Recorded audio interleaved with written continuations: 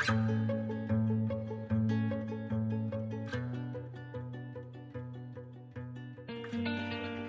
day to all and welcome to our video lesson series. Again, I'm your teacher, Miss Edeline Felix, and today we're here to learn and listen about lesson number 10, Feminist Theory. To start this lesson, let me introduce you first our lesson objective for the day.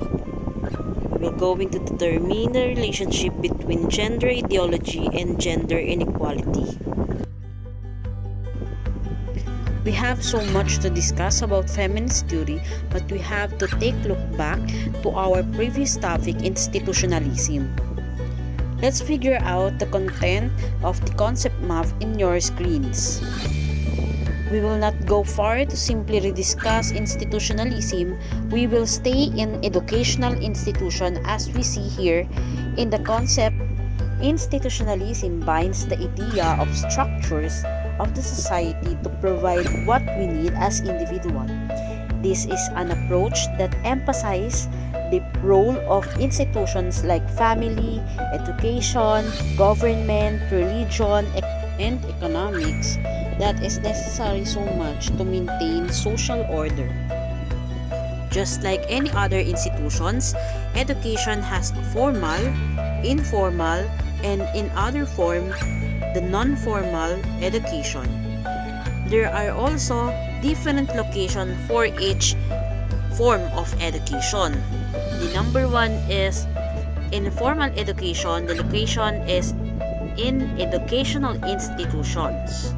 For example, these are the public schools, private school, universities, learning centers, and Catholic schools that has its own establishment for learning, for formal learning. The other form of education is informal education that provides the learning and experiences outside the school, learnings that are based on our experiences and activities in daily life. The other form of education is in the informal education. These are our urge to learn naturally or arrange our learning that gives us an alternative vision or complement to formal education. This is in the process of lifelong learning for individuals. An example of it are short courses, seminars, but if the provided learning to it is not catered by national authorities, this will not give you certificates at all. Some example of non-formal education are driving lesson, cooking activities or classes, and swimming lessons. All in all, formal education providing us qualification, but in informal education there are no qualification, as well as in non-formal education that like in informal education that doesn't give us qualification, this will not also give us certification at all. Although the following gives us different format of learning, we have our own choices to make our learning useful in any circumstances. Each of institution has formal and informal setup. We need to identify the most legal way to and admirable thing to follow. That's it for institutionalism. Let's now move forward for our new lesson, which is feminist theory. Before we jump on to the theory itself of feminism, I will going to explain first what is feminism. Feminism is a belief and advocacy of political, economic, and social equality of sexes expressed especially through organized activity on behalf of women's rights and interests.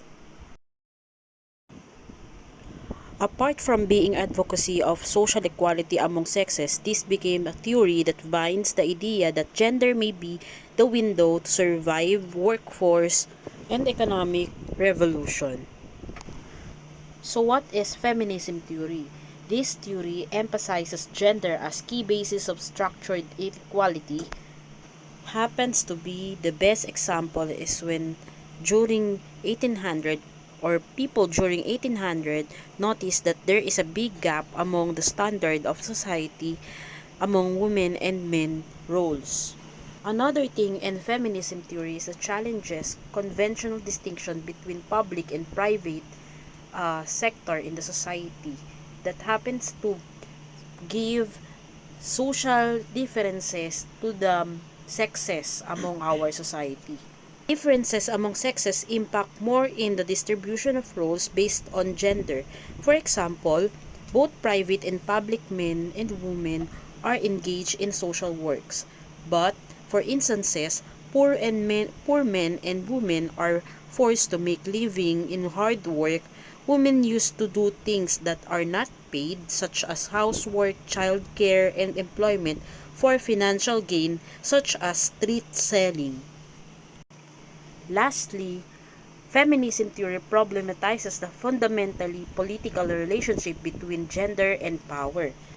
An example of this is during 1970s when women in America are denied to vote in all states of their country.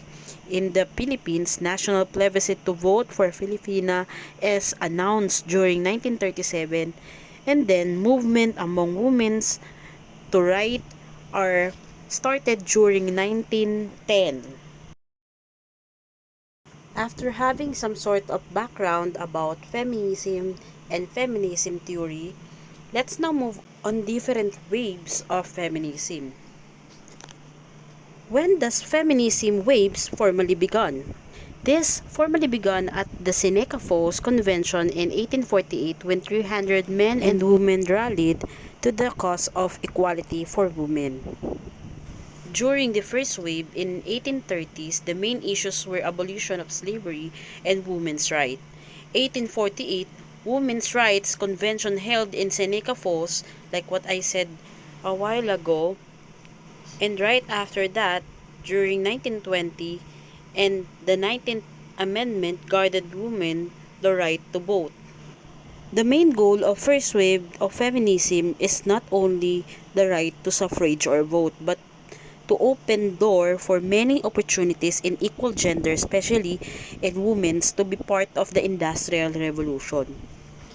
Waves of feminism doesn't only end up in first wave, but it was followed by second wave of supporting the feminism ideology. During the second wave of feminism in the years of 1966 and up to 1979, there was heightened feminist consciousness, and the movement was linked in the civil rights movement that is begun in late 50s. Some key issues according to the second wave is anti-discrimination and policies to provide equal privileges for many women during that following year. Some of the things that are managed to be settled by second wave are the employment discrimination, unequal pay, legal inequality, and reproductive rights for many women. The following waves to feminism doesn't end up in second wave, but it was followed by third wave, which is intensified the inclusive, eclectic, beyond thinking and individualities, mindful thoughts of every woman worldwide, those that supporting feminism. During the third wave of feminism, women advocated for a woman's right to make their own choices. This was dominated by the influence of media. This wave contributed the basic right to have access to birth control and abortion. During also the third wave, beauty pageants and other competition that are forbidden and unacceptable by the society, especially dealing with women as part of the competition, became possible after the third wave of feminism. Although debated by some, many claim that a fourth wave of feminism began about 2012 with the focus of sexual harassment, body shaming, and rape culture, among other issues.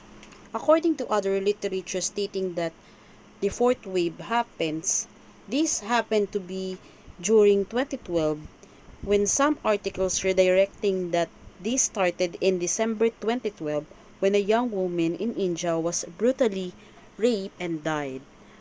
Followed by another thing is when Hillary Clinton was defeated by Donald Trump's in US presidential election during 2016, when after number of inflammatory remarks made by Trump during 2016 after number of inflammatory remarks about women, it resulted to many US citizens, especially for those women, to have a women's march in regard to the gender equality. This happened during 2017 main day of Trump's inauguration.